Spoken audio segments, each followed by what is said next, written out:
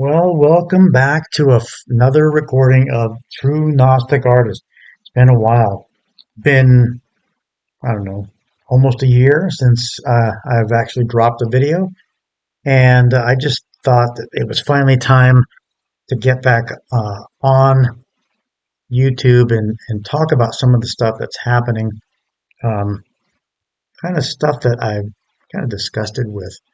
And it's time to kind of express myself because bottom line, we know that none of the stuff that we see on the mainstream media is actual truth.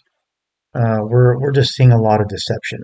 So I called it David versus Goliath, and you notice that David in this case is capitalized, so it's large, versus a small miniaturized Goliath.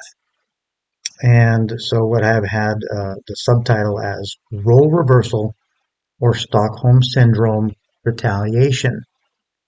Now, the Zionists are just finally done with the Jews and are flushing them, as in a toilet, in the eye of the world.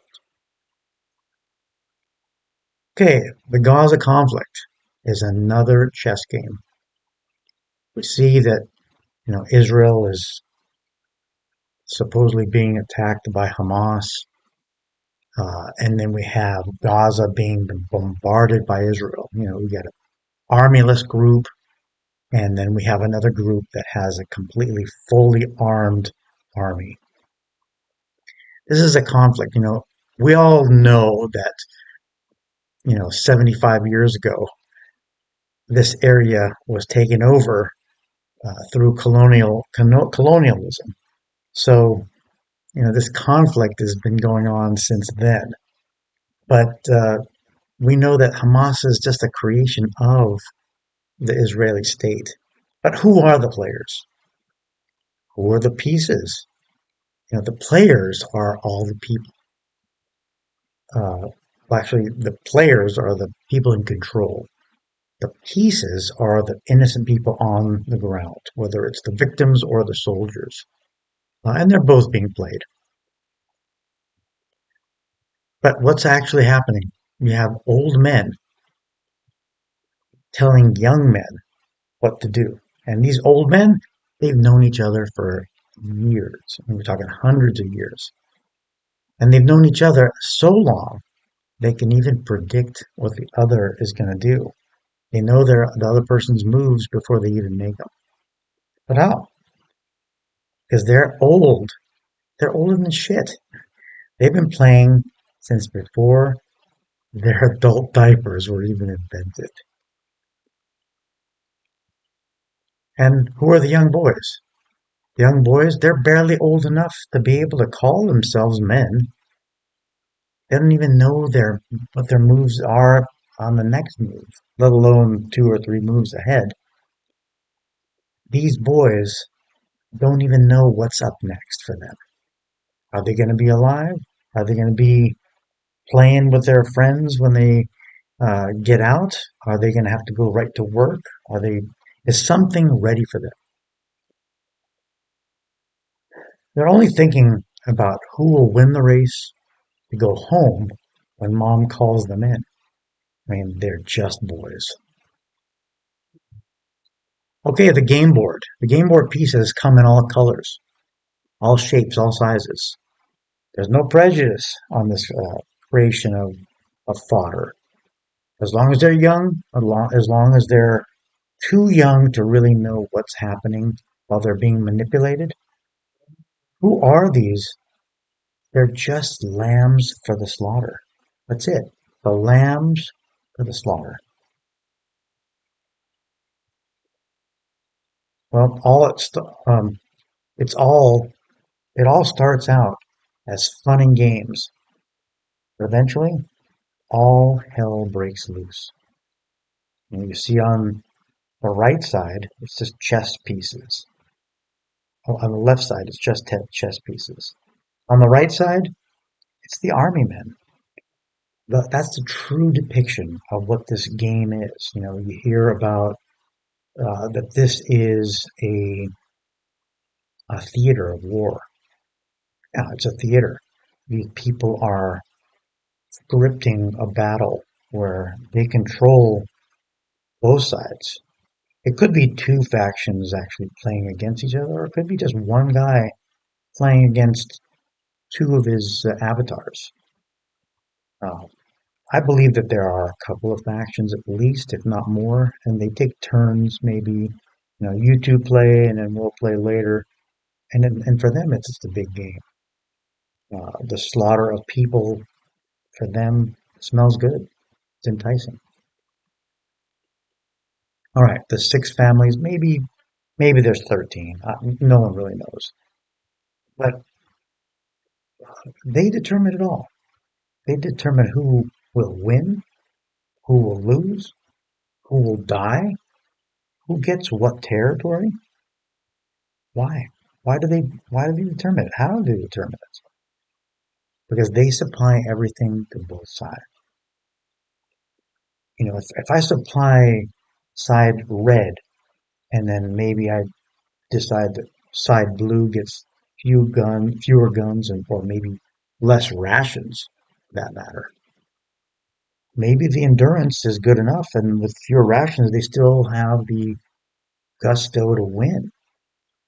But I mean I can really determine the winner just based on what I allocate. Because again, they supply both sides.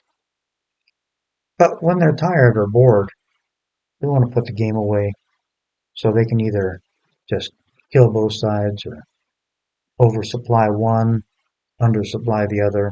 Game ends pretty quick. So who is in this conflict? And when I talk about war, it doesn't mean just this war. It means every war. All the wars that have ever happened. This conflict is controlled. Does it really matter though? Why is it even happening? Let's see. So who's who in this particular war? Well, if you look historically, Israel is represented by a child, King David. And the Philistines, they're represented by a 9-foot giant named Goliath. But this is mythology, and it's over 2,000 years old. Today, we have a complete inversion of the circumstances on this battlefield. Israel now is the big behemoth. He changed from a small child, soon to be king, to now a well-equipped and armed uh, army capable of just dropping the boots and then surrounding its neighbor. Well, who's Palestine? Well, because the British colonialism throughout time, the area occupied both the Israelis and Philistines, which is the Gaza area, has been transformed into, I'd say, more an internment camp for the Palestinians than anything else.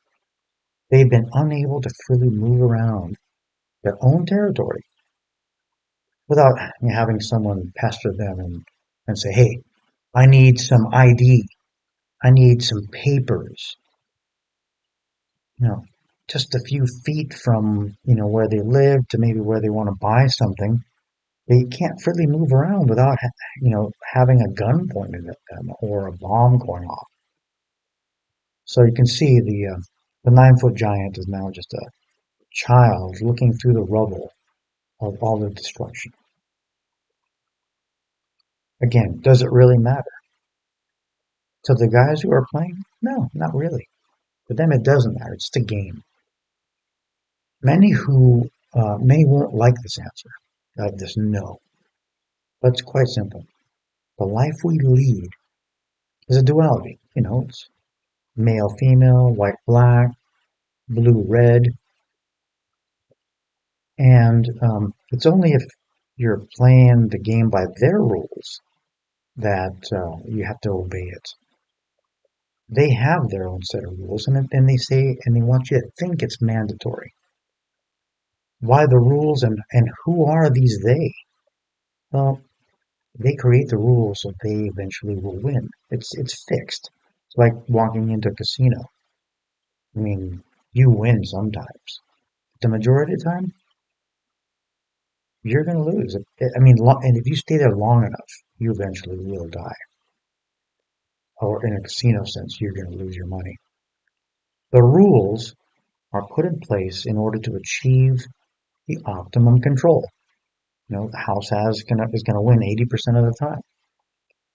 Now, if they don't let you win 20% of the time, you're never going to walk in there. It is really an or illusory prison with no doors to lock you in. But it's more of a self-imposed prison. Really, it's a self-built prison because of your own pride. And this is the reference I make to a movie from the 80s called My Dinner with Andre. In this movie, Andre, who's a citizen of New York City, he talks to his friend across the table and talks about his self-imposed prison. And it's one that he's built. He's built his family life there. He's gotten his education there. Um, he's built his business there. He's got married there. He's had kids there. He can't leave because everything's there. His kids go to school there. And in order to leave, you'd have to tear all the root system that you've created. And so he says it's pretty much a self-imposed prison. Um, the city, which in all essence is nothing more than a zoo for humanity.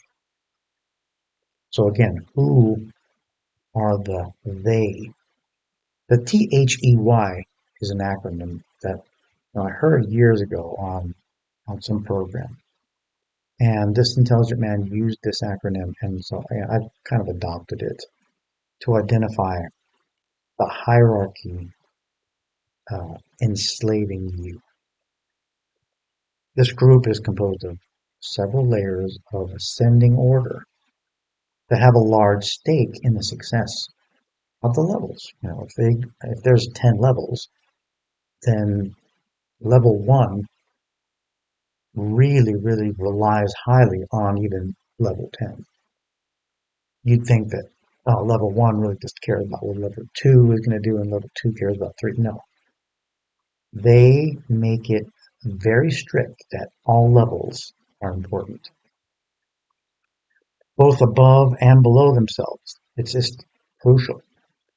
Why? Because they want to achieve success at any cost.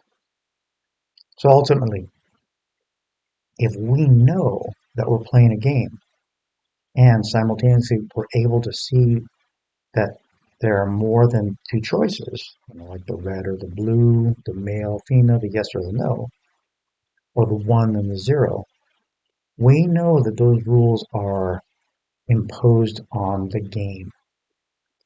If we know we're in that game, we know that we don't necessarily have to make the choice one or choice two. We can slowly break out of this paradoxical paradigm because the thing that they're betting on is that our paradigm belief system of death and being afraid of it is what causes us to be stuck in this stupidity of fear. And again, that's what they're betting on. They're betting on life versus death, thinking that those are the only two options. And as long as we know that we don't have to play by their rules, even though we know the rules are there, we can break away from it and, play our rule. Go down that middle path. Not the left, not the right down the middle. That breaks their concentration and ultimately sets us up for success. So why is it even happening? The simplified reason is that the hierarchy, they're at the end of their rope. They're putting extreme pressure over the chosen ones. Now, let's focus a little bit on who these chosen ones are, because they're supposed to finish the job. The chosen people were supposedly picked for this extreme because of their extreme stubborn nature and need for organizational networks. These people are known for their structure and organization. They were the perfect ones to hold hostages, do the dirty work of a minion, all for the promise of a less hostile prison. So these controllers said, hey, we're going to pick you. You're our chosen one. You're our golden child. And because of that, you guys can have um, less of a burden, a little bit of a upscale life compared to them.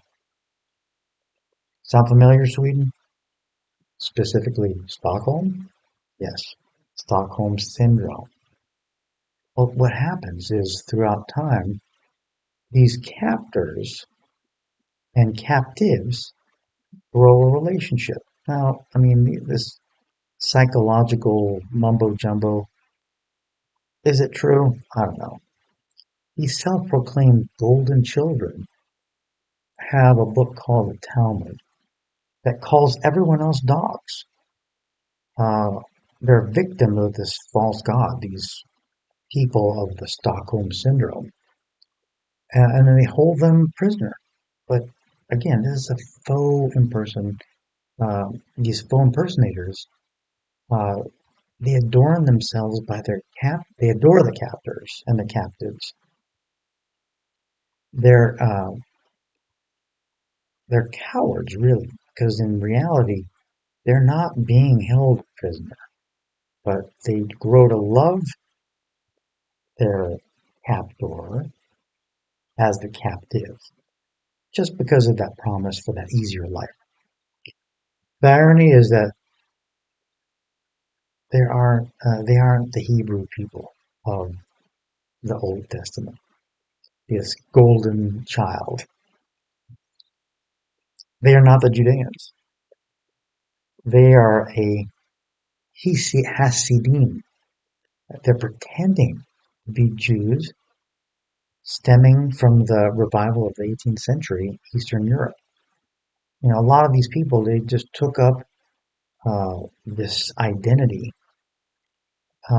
They have no roots that go all the way back to Abraham, that Zoroastrian character.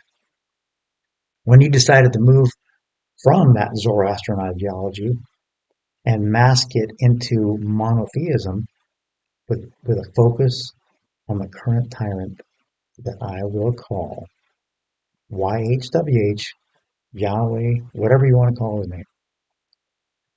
He is the captor. And, he promised them whatever he promised them. And, these people have, bitten the bait and now they have to keep playing the game. These are Ashkenazi. They're Bolsheviks. You can call them a lot of different things. They make up 90, no, I'm sorry, it's more like 80% of the people who call themselves Jews to this day, especially in Israel and the US. Thus, the desire to rid the world of those dogs that they call non-Jews. Um, they don't follow the Talmudic teaching, so naturally they're considered dogs. How can such a small segment have so much control? We're talking what, a total of 20 million people in the whole world. Look, let's look at a colony of ants. An initial observation leads one to think that a small ant is completely insignificant and shouldn't be even given much attention. But that's exactly what is wanted. The ant is so small in stature, but what does it do? It can easily pick up 10 times, 50 times its weight. Um, how about another analogy? The human body is composed of 97% of foreign bacteria, cells that, like 97% aren't even really you. So an enemy wouldn't necessarily attack the cells that you are composed of, that 2.5 to 3%, it would attack the 97% that really isn't paying attention, that doesn't really care, and leave, like, for example, the 97, is it 97? No, it's actually 80 trillion cells, and um, it would affect those 87 trillion cells, not the 97. And the 2.5 trillion, they don't care about them. This is exactly what the C-19 labs were doing when we were attacked with the you know what. So the Zion ants go on their merry way under the cover of obscurity to build networks of wealth and banking as well as governments with their fiat control systems. And that system is the software that's embedded in the voting machines of our election systems. So the inscrutable black box of vague programming makes it virtually impossible for an election official to fully know if ballots are being counted as they were intended. This this group has infiltrated this industry because they figured, what's the easiest way to control? We're going to control them by infiltrating the election systems of the world. And what better way than to create a need for more accurate counting? But in reality, there's no way to tell if those machines are actually doing what they're programmed to do. Um, the elections are uh, nothing more than illusion. Remember, the seraphim have conveniently left out the S out of their description of what is really just another poll. Election is really selection. That's where the S should go in front of election. Remember, when you're at the polling booth, that's what they call it, even though the media tells us that the polls are closing at 8 on election night. You're not voting. You're just polling. The game is called perception versus reality. Was your vote counted, or was this really just a selection? Voting systems, remember. There's also a big necessity to identify the differences between Zionists and Jews. A lot of times they'll even clash on the street. The Zionists and the Jew will argue. The Jews are the people in reference to the tribe of Judah, and so for time the term Jew ends up covering the Hebrews as well, and ultimately the group is now under the umbrella of the state of Israel. But is an Israeli the same as a Jew or even a Zionist? No, of course not. As a humanitarian, one would think that we've got to look for territory to uh, home, help find a home for the Israeli people, uh, for the people who belong in Israel. As stated by Jabotinsky, their real goal, the Zionists, is to transform Palestine into the land of Israel. And that's by bringing people to that specific land. But what do you have to do before you bring these people to the specific land? Their idea is of purification. Let's think about that a little bit. From the point of view of the Zionists, the UK wanted to enrich and sustain the dominance of the empire through commerce trading routes.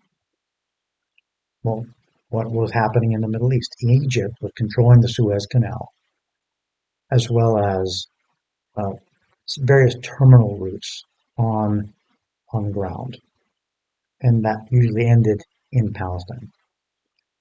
So Sir Ronald Storrs He was a British governor of Jerusalem. He had an idea that he could create an Ulster, like an area of seclusion, so that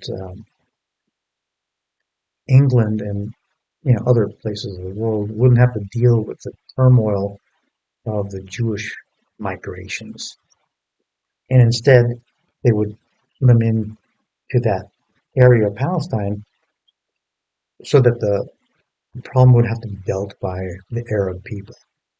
And if you really think about that, there's a little bit of um, anti-Semitism there because you're really just lopping everyone into one big box, and and to keep the West free of this element is what their main intent was.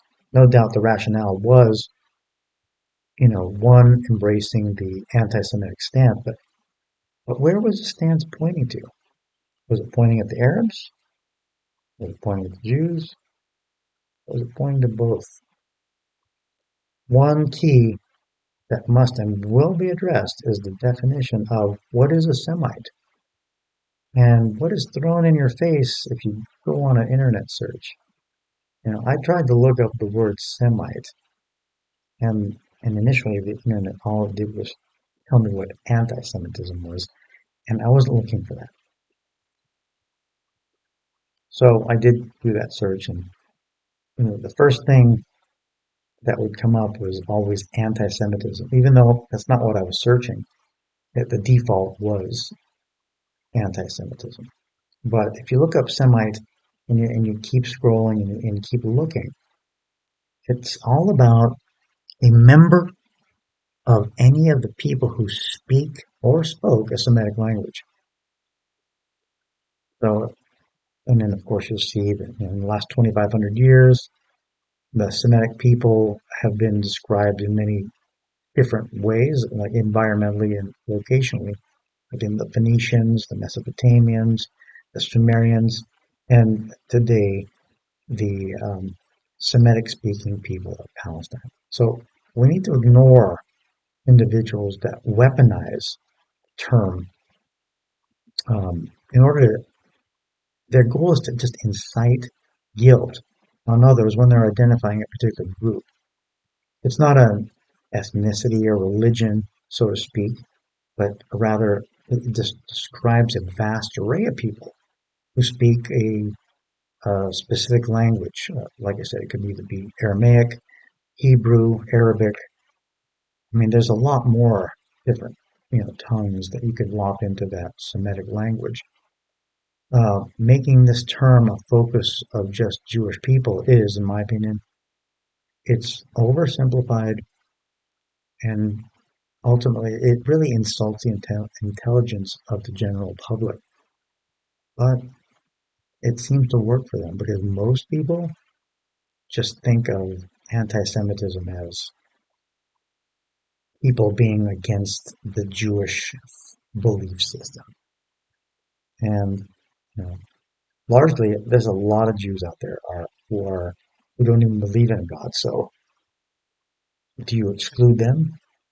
It's just totally preposterous the way they use the anti-Semitism, language.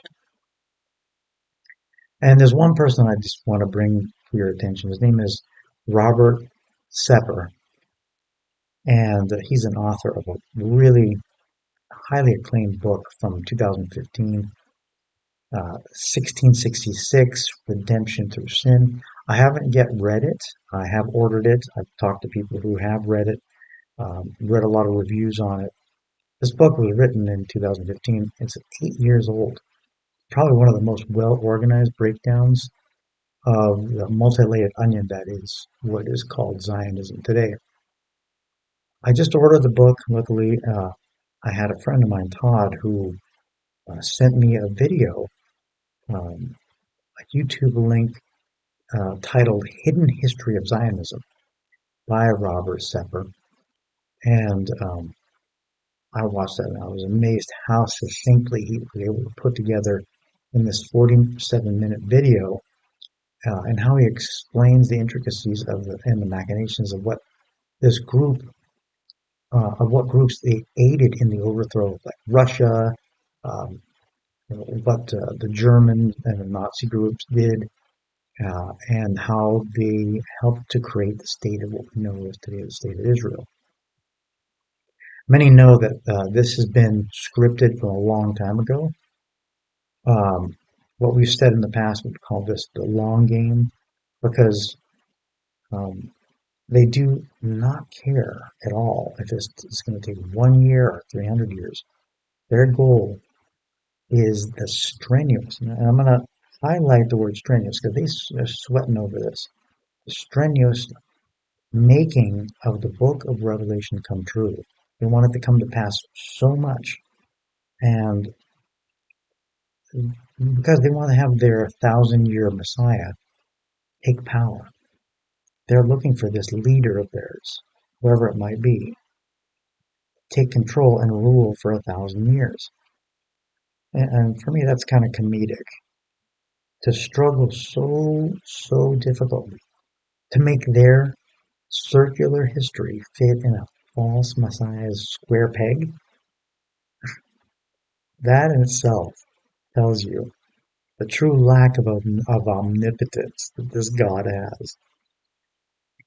And I'm going to tell you right now, that's the end of the presentation. But I do have a few other slides that are screenshots out of the video, the 1666. I'm sorry, the video of the redemption through sin, and it shows some documents from 2014.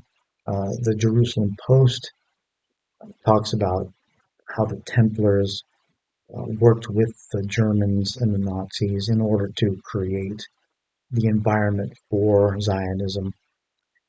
It shows the working together of both the Nazis and uh, the people who followed the Star of David, whoever they might be. Zionism versus Bolshevism, the struggle for the soul of the Jewish people. Again, this is the intent of purifying the typical Jew and turning him into a Zionist. That means, stripping them of a belief system just for the creation of a state. And then this was the German leaflets that were dropped on British troops during World War II. This, again, these are great snippets from this video. And that is the end of the presentation that I put together. But I did want to include, um, some more comments on. People have to realize that when they're watching the news and they're being manipulated to thinking that you got to pick one side or the other. I think both sides can be victimized, and both sides can also be looked at as the aggressors. Now, you have a group like Hamas. Typically, the world looks at Hamas as the revolutionaries, kind of like the Americans during the War of Independence from England. But at the same time, you have the British, the colonists looked like terrorists. So it's all, we talk about truth. And when we look at perspective, depending on what side you're on, you can be looked at as the hero or the terrorist. Um, in this case, there are the duplicity, the separation of polarization. That is the goal. The goal is to create polarity and energy for them to feed off of. And in reality, what's happening is you are creating energy, and that's their goal. Their goal is, let's destroy as much as we can. And like I said, at this point, the Zionists, who are probably 80% Ashkenazi at this point, have purified almost the Jew out of extinction into extinction, and they're ready to create that state now. And they're, like I said in the beginning, they're ready to flush and destroy the the Jew at all costs. And they're willing to destroy the identity of that group in order to create a state that for them is beneficial for their economies. So, feel free to comment, share the video, and hopefully we'll have better topics to discuss, ones of growth and maturity versus just identifying the conflicts that are really tearing people up and tearing down people rather than building them up. Okay? All right. Take care.